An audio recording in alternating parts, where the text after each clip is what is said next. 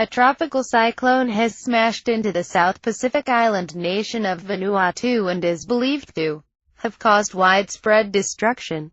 Winds beginning to drop on Saturday, gradually revealing the extent of damage amid unconfirmed reports of dozens of deaths.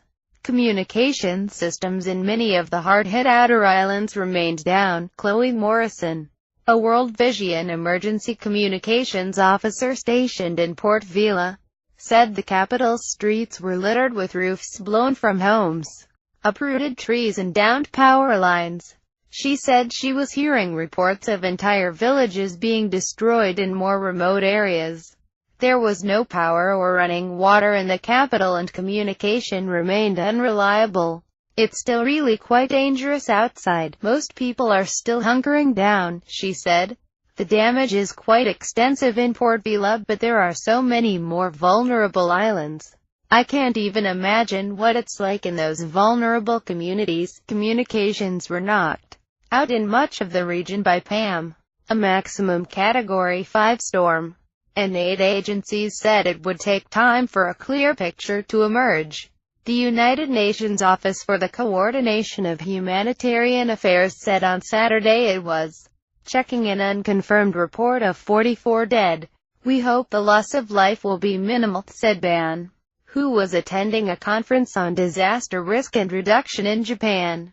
Ban said he had discussed the situation with the president of Vanuatu, Baldwin Lonsdale, who is also at the conference. The UN said it was preparing to deploy emergency rapid response units. Australia was preparing to send a crisis response team to Vanuatu if needed, said the foreign minister in Canberra, Julie Bishop. There are destructive winds, rain, flooding, landslides, sea surges and very rough seas, and the storm is exceedingly destructive there, she said. We are still assessing the situation, but we stand ready to assist. People in Vanuatu spent the night in makeshift shelters.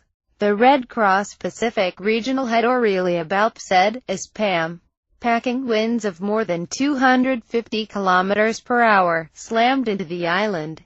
The storm crossed the main Vanuatu island where more than 65,000 people live, and a group of islands further south which are home to 33,000 people.